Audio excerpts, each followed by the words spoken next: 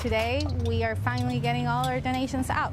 It has been almost a month after Hurricane Maria, and the help hasn't been as effective, and logistics are a disaster. A group of Puerto Ricans here in San Antonio, we decided to stop looking at our cell phones and social media and act about it. It was really hard just sitting down on a sofa and just looking at all the disaster. Our basic thought was that we were just gonna gather 10 pallets. We ended up with over 300 pallets of donations. That includes water, food, diapers, baby food. That is over $300,000 in donations. Our people needed us, and it was a responsibility as a Puerto Rican to act upon it.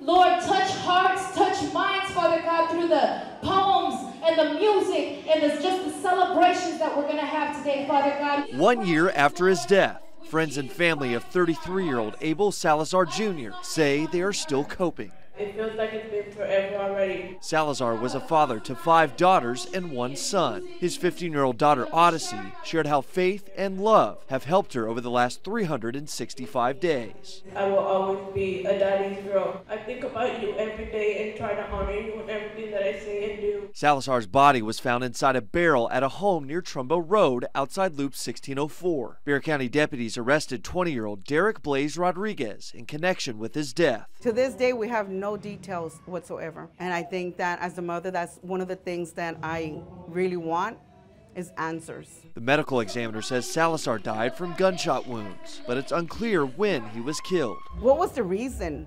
You know, my son's life meant a lot. He was loved by many. This today proves how much he was loved, that his memory will live on. This is no way for a street to be falling apart. Potholes, bumps, and cracks. Here's a good example where it's just completely gone, and look right in here, that'll just punch your tire. So it's stuff like that gets caught in these crevices. It's damaging in so many ways. These are just 2 examples of roads that are top priority for District 1 Councilman Roberto Trevino to get fixed. He says the streets are in need of full reconstruction. His plan is to tackle as many as he can with the 2018 proposed budget. Nothing's been done since then, so. Neighbors in his district are just as concerned. As you can see, right in front of here, there's smaller potholes here. The problem trickles even further to San Antonio's east side, where streets are in bad shape. You can have a pothole with that little that little metal thing right there, and it'd be up and it'd be like cracks all through it with like edges. It's not right. Brenda Haran tells me she's had to make countless repairs to her car. Like 30 times every day.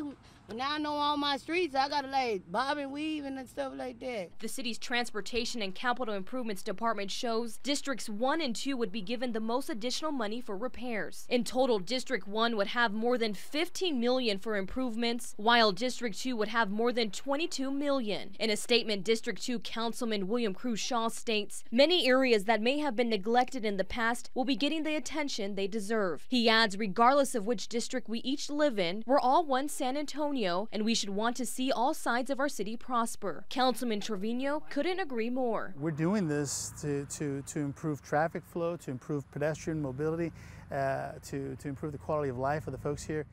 It was a great day, one we hadn't had in a long time. Saturday, March 25th, 2017 is a day Charlotte Banks will forever cherish. That was literally the last time.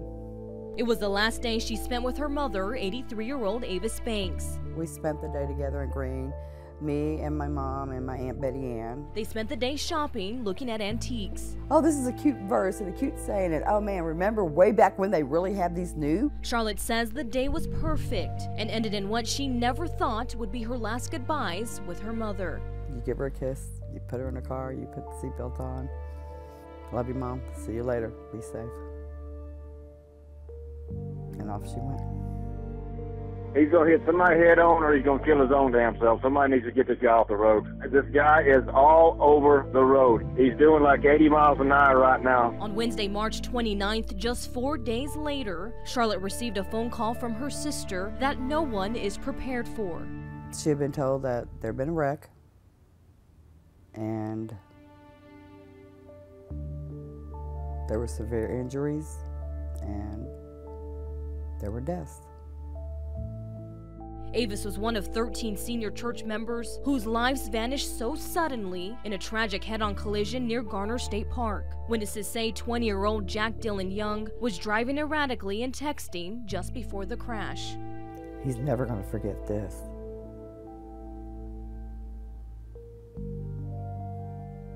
This is not, you don't kill people and forget it. And this wasn't just one. Charlotte says her mother was like her superwoman. She kept the family together. And as reality sets in, she says she'll forever hold the last memory she has, telling her mother, "I love you." If you forgot to tell somebody today you loved them, you might want to stop and pick up the phone real quick here. If you're texting and you're so busy with those little thumbs, make sure the last thing you tell them when you get off is you love them. Renee Santos, News 4, San Antonio. When it comes to car chaos, you need a tire, gotta blow out tires. The owner of R&L Automotive, sometimes you don't have all the money, you know, is used to giving people a hand. And I take care, you know. But when Ramon Castellano helped find a missing toddler, I'm surprised, yeah. The guy, he don't have shoes, he don't have nothing, he's working over there. It's too hot, you know.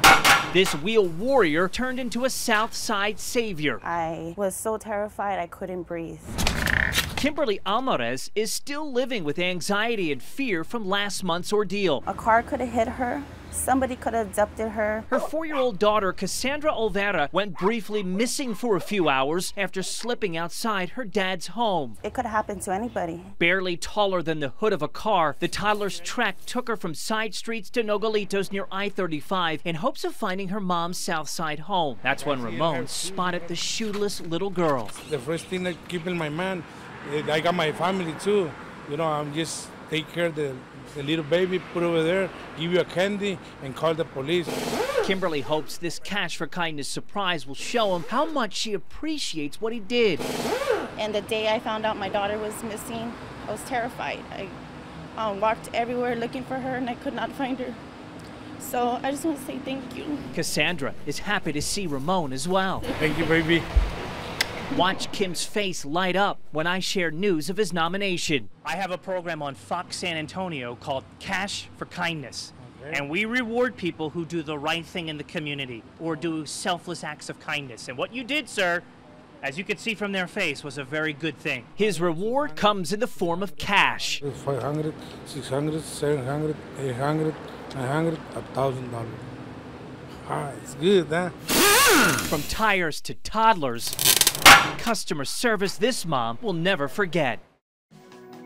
When Chelsea Wainwright picks up a mirror, she's finally able to smile with confidence. Something that I thought was poor dental hygiene turned out to be the result of a very bad time in my life. This is what she looked like shortly after she says she was hit repeatedly in the face with a frying pan. Her 2 front teeth knocked out. The alleged attack caused her lips to be so swollen she thought they would burst. All right, so how are we feeling today? The wire, I could feel it, and it's a lot tighter whenever I bite down. Chelsea suffered with pain in her mouth and loose teeth for 3 years. She couldn't even eat certain foods until Dr. Amani Zayed at Fresca Family Dental discovered her problem. What we did is we tried to stabilize her teeth. X-rays showed her bottom teeth from canine to canine had been dislodged from the bone. It broke my heart.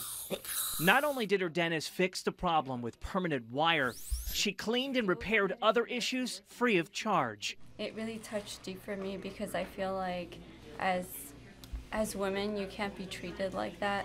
And I feel like we need to stick together. Chelsea, a single mother of 3 who can't afford to fix the air conditioning in her car, knew she had to thank Dr. Zayed with the help of Cash for Kindness. The surprise unfolded right in the office waiting area. I called Ryan. I think that you're an amazing person. What you did for me has changed me in so many ways. And you have no idea what that did to my heart. You're welcome. It was my pleasure to help you. I shared the news of her secret nomination. She wanted everybody to know across the community that there are good people out there. And it goes above and beyond just being a dentist. You have a big heart. And on Fox San Antonio, It does. I have a program called Cash for Kindness, and we reward selfless acts of kindness. In my pocket, a wad of cash. I'm gonna give it to you. Oh, wow. Wow, I mean, I'm speechless. I'm overwhelmed with emotion at this moment. This can go in so many different directions. And I'm beyond thankful to Fox 29. I'm beyond thankful to you. I'm thankful to the people in this clinic for reaching out to me when they knew that I needed help. It's not about the money, it's about helping one another. I may need help one day, and maybe she'll be able to help me one day. 5 human remains found. We hear the headlines. To identify some skeletal remains. Deputies are investigating a suspicious death. Who the remains belong to could become a mystery. That's where the Center for Human Identification at the University of North Texas Health Science Center steps in. That each case represents a family who's waiting for answers. The lab receives remains from all over the state and country, working with law enforcement agencies free of charge. One of the things that we have expertise in is dealing with bones or skeletal remains. From bones to teeth, the fortunate thing about DNA, it's in every tissue of our body. This lab is also one of the very few specializing in mitochondrial DNA, DNA a mother passes down to her children, and the only type of DNA they may be able to get from skeletal remains. Since there's a lot of heat in Texas where remains are left exposed, nuclear DNA, which is made up of both parents, may not be picked up. And once the human remains are analyzed here at the University of North Texas Health Science Center, they're sent back to their respective counties. The lab processes anywhere between 650 to 1,000 skeletal remain samples per year. The samples are then put into an FBI database known as CODIS, Combined DNA Index System. Peter says it's vital families of missing loved ones submit their DNA to law enforcement so they can do a comparison. They can come forward and hopefully get resolution. Recently, the lab helped solve a nearly 40-year-old mystery, identifying a victim of a 1970 serial killer in Chicago, John Wayne Gacy, who performed at children's parties as a clown. Gacy was convicted of killing 33 people and executed in '94. 6 years ago, the lab started working with police in Illinois and developed DNA profiles from unidentified Gacy victims. Recently, law enforcement found a family with a loved one that fit the profile of a Gacy victim. They collected those samples and sent them into us, and we processed them as soon as we could. Just last month, 4 decades later, 16-year-old James Hackison was identified as one of Gacy's victims. Since the Center for Human Identification's inception nearly 15 years ago, more than 2,000 sets of remains have been identified. Investigators working every day to make sure those John and Jane Does out there reclaim their real names. Melissa Vega, News 4, San Antonio.